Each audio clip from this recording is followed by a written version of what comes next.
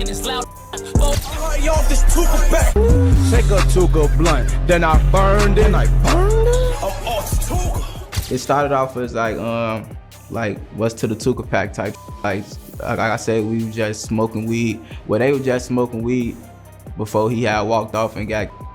So we were just saying like honoring, getting up, smoking weed. We was calling like that honoring Tuka name. You got somebody like Chief Keef. He's way bigger than what some people think he is, especially to the world, especially to the young kids.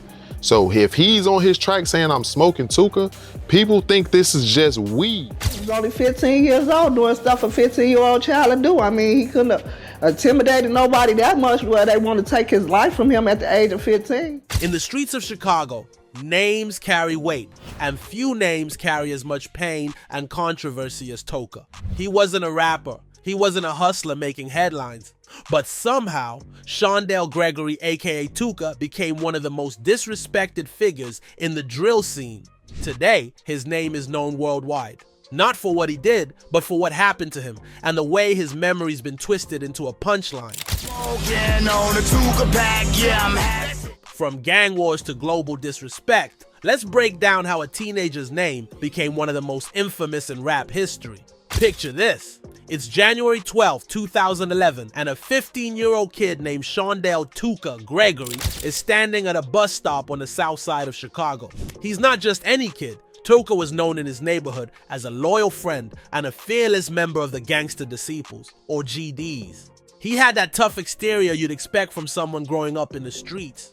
But at the end of the day, he was just a teenager, someone's son, someone's brother, someone's friend. Shondell was 15 years old when he was standing on the bus stop, coming home from school, like a normal child supposed to. As he's waiting for the bus, a car pulls up. A voice from inside calls out, "Yo, you Tuka!"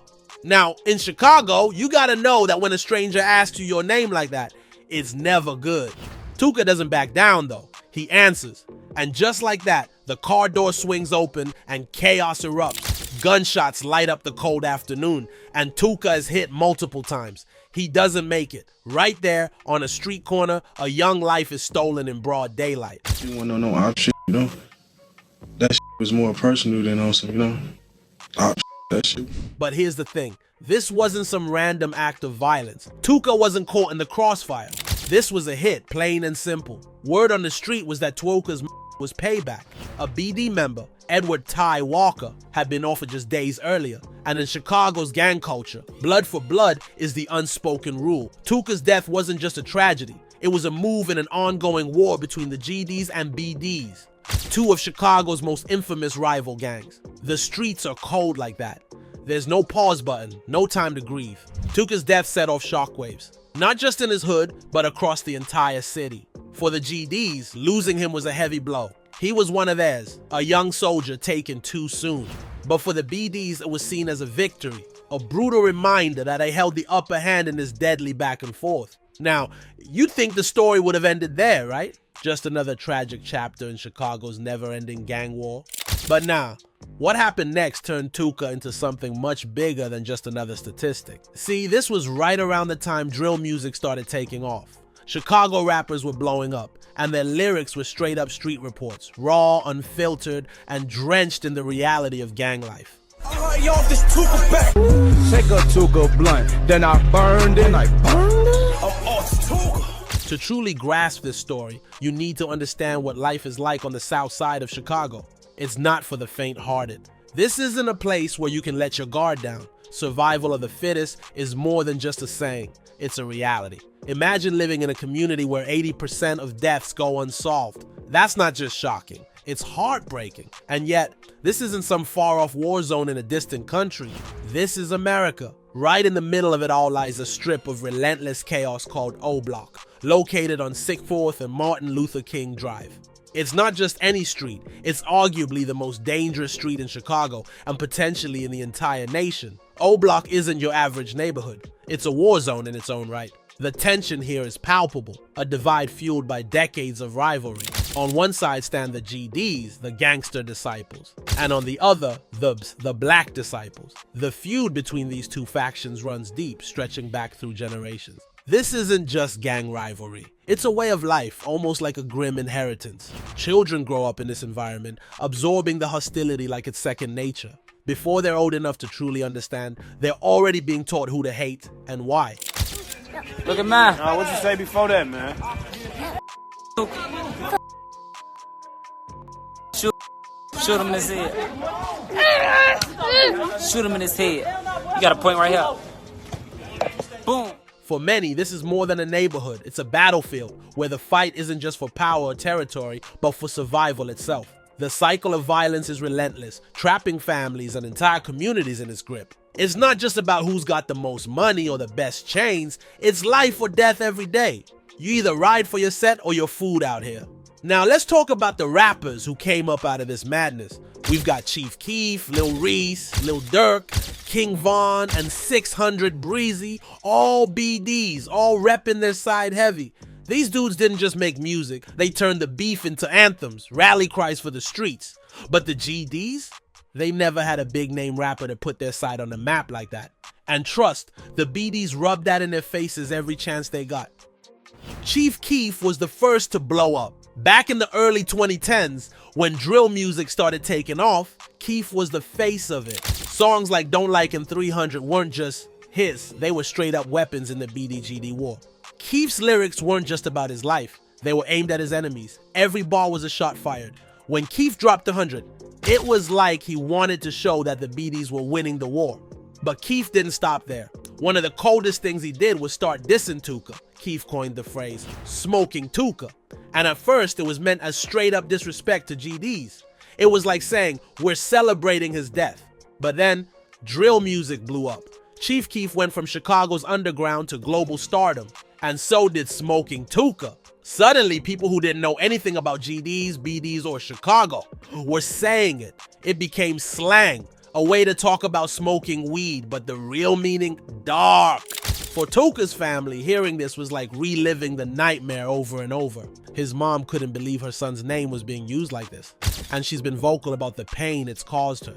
For a long time, people thought my son was a strand of weed, not knowing that he's an actual person. They came up with that song, Smoking on Tooka. That's not no weed, that's my son. He got his nickname from the hospital, explained Tuka's mom. They called him Attitude. I shortened it up to Tuka. I don't get how they could be intimidated by someone who is 15 years old and want to take a person and want to be making it into a strain of weed. Like, how could you say smoking on Tuka? Like, where did that come from? Who smokes on a dead person? It makes me upset. Where does the level of disrespect stop? He's already dead. She further explained that it's been remarkably hurtful to continue reading comments like that. Tuka is a whole person. He's not no strain of weed, she said. He had a mother and family out here. He had people that loved him dearly out here. So all this stuff, y'all talking about y'all smoking on Tuka and dissing him, you can't dance with the devil and expect God to forgive you. You can't do that. It's either or. But by then, maybe it was already late. With drill rappers like Chief Keef and King Von already blowing it up, it was already over. There was little the family could do again. And with their rise to stardom, the disrespect only got more international. When Chief Keef dropped tracks like I Don't Like and Love Sosa, he wasn't just making music. He was putting the world onto the harsh reality of Chicago streets. His songs were raw, and they didn't hold back from shouting out enemies or fallen soldiers. Don't like, nah, a snitch. Keef's music was repping the Black Disciples heavy, and his lyrics became a weapon in the gang war. Smoking Tuka was one of the most infamous examples, but it wasn't just about Tuka. It was about sending a message to anyone repping the GDs. The disrespect wasn't subtle, it was blatant, and it became part of the culture. But what started as street beef turned into something bigger when drill music went mainstream. When the phrase smoking Tuka hit the internet, it was like tossing gasoline onto a fire. It started in Chicago, sure, but social media took it global in no time. And the wildest part, most of the people using it had no clue what it meant. To them, it was just another catchy phrase, completely disconnected from the cold reality of Tuka's story. Think about it. A 15-year-old kid lost his life in one of the most brutal ways imaginable, and now his name is being turned into a punchline. You'd see people in comment sections typing smoking on that Tuka pack like it was some kind of joke. Twitter threads, Instagram captions, even YouTube videos started using the phrase without any thought about where it came from. This wasn't just regular disrespect, it was a whole new level of violation. Back in the day, gang beef stayed local. The streets handled their business, and most people outside the neighborhood didn't even know about it. But now, the internet turned Tuka into a name people from cities all over the world were laughing about, without realizing that they were mocking a real person, a kid, who got caught up in a war he didn't ask for. Even outside the digital streets, rappers from other cities started jumping on the wave. Some artists thought they were being edgy by throwing in smoking Tuka bars in their songs, like it gave them street cred. One of the most notable instances came when New York rapper Young M.A. got caught up in the controversy. She dropped Tuka's name in her music, referencing the phrase smoking Tuka in a line that immediately got people talking, and not in a good way. I smoke hookah like it's Tooka blowing jet clouds. For context, Young M.A. isn't from Chicago, and she wasn't directly involved in the Gangster Disciples or Black Disciples beef. But when she threw that line in, it sent shockwaves across the drill music scene. To the Chicago audience, it felt like an outsider coming in and disrespecting their reality without fully understanding the weight of her words. This wasn't just some random phrase she picked up. It was a loaded term tied to a life lost in gang violence, and for people in the know, that line hit all the wrong notes. The backlash was swift. Chicago fans and even fellow artists took to social media to call her out. The criticism got so loud that Young M.A. eventually addressed it. She apologized publicly, saying she didn't mean any disrespect by using Tuka's name. Send my apologies to Tuka. I never knew who Tuka was. I'm gonna say it again. I don't know who Tuka is, never knew who he was. Just finding this out the other day. However, for Tuka's family, this wasn't just disrespect. It was trauma being replayed on a global scale. Tuka's mom has spoken out countless times, her voice raw with pain, pleading for the disrespect to stop. She's called out the rappers who turned her son's name into punchlines, the fans who chant it like it's nothing more than a catchy hook, and everyone else who thinks it's okay to mock the dead. To her, this isn't just about Tuka, it's about reclaiming her son's humanity and showing the world that behind every name, there's a story, a family, and a life that mattered. But let's be real, her cries for decency have fallen on deaf ears. Instead of dying down, the disrespect has only grown louder. Tuka's name has become more than just a memory. It's a symbol, twisted by Chicago's gang wars into something unrecognizable. For the G's, he's a fallen brother, a reminder of the losses they've endured. For the Biz, his name is a weapon, a taunt meant to cut deep. And for everyone outside the trenches, it's a tragic reminder of the brutal reality behind Chicago's drill scene. Drill music took Chicago's struggles and broadcasted them to the world. It's raw, unfiltered, and brutally honest. But it's also turned real-life tragedies into entertainment. Tuka's story is just one example, but it's one that hits hard. He wasn't some faceless statistic or just another name on a block. He was a 15-year-old kid and a boy with dreams and a future that got stolen in an instant. When you hear the phrase smoking Tuka, what you're really hearing is a family's grief turned into a punchline. It's a mother who has to relive her worst nightmare every time the name of her son is disrespected. It's a city caught in a cycle of pain and retaliation where the dead aren't allowed to rest and the living are left to carry the scars. For the people in these neighborhoods, this isn't just music, it's real life. Every bar, every diss, every name dropped in a track is tied to real people and real consequences. Tuka's death wasn't just a random act of violence, it was part of a chain reaction, a never-ending back and forth that continues to claim lives.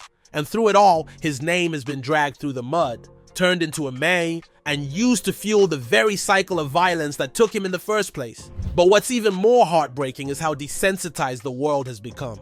The internet turned smoking Tuka into a fail phrase, completely detached from its meaning. Fans from cities that have never seen this kind of pain casually throw it around like it's just another slang term, completely ignoring the reality behind it. Tuka wasn't just a name in a song, he was a person, someone who had family, friends, and a future that was stolen from him far too soon. His mom fights every day to remind people of that. To her, Tuka wasn't a symbol or a diss. He was her son, and while the world may have turned him into a meme, she refuses to let his memory be reduced to that. She speaks out, not just for Tuka, but for every mother, father, sibling, and friend who has lost someone to this violence. Because behind every name dropped in a diss track, there's a family left behind, mourning a loss that the rest of the world seems to have forgotten. So the next time you hear smoking Tuka, take a moment to think about what it really means. Behind those words is a story of loss and love, of a mother's endless grief and a city's ongoing struggle. It's a reminder that this isn't just rap or entertainment, it's real life. And real lives, like Tuka's, should never be reduced to just a catchphrase.